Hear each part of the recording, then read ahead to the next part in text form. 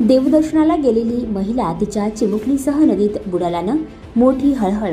पतीच्या समोरच पत्नी आणि चिमुकली नदीत बुडाली. बुलढाणा. देवदर्शनासाठी गेलेल्या मायलेकीचा विश्वगंगा नदीमध्ये बुडून दुर्दैवी मृत्यू झाल्यानं मोठी खळबळ उडाली. ही घटना मलकापूर तालुक्यातील निंबादेवी इथं उघडकीस आली. या घटनेनं खामगाव शहरातील सुटाळपुरा भागातील जामोदे परिवारावर काळानं घाला घातला आहे. स्थानिक सुटाळपुरा भागातील गढीजवळ राहणारे मयूर जामोदे हे त्यांची पत्नी पूनम मयूर जामोदे वय वर्ष 32 आणि चिमुकली आरवी जामोदे वय वर्ष 5 यांच्यासह मलकापूर तालुक्यातील निंबादेवी संस्थान इथं देवीच्या दर्शनासाठी गेले होते.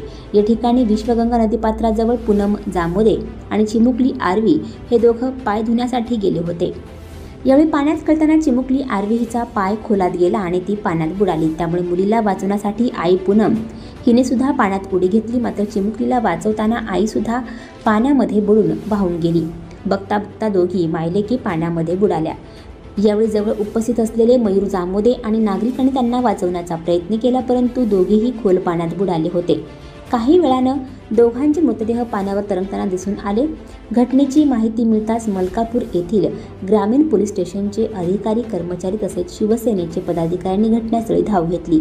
तसेच बचावकार्य सुद्धा केले, परंतु त्यांना यश आलं नाही. या दुर्दैवी घटनेमुळे खामगाव शहरातील सुटाळपुरा भागांमध्ये नागरिकांकडून एकच हळहळ व्यक्त केली जात आहे. आणखी नवनवीन व्हिडिओ पाहण्यासाठी आताच आमच्या स्टार TV 9 चॅनलला सबस्क्राईब करा, लाईक करा, शेअर करा. Bureau report, star TV 9 Buldhana.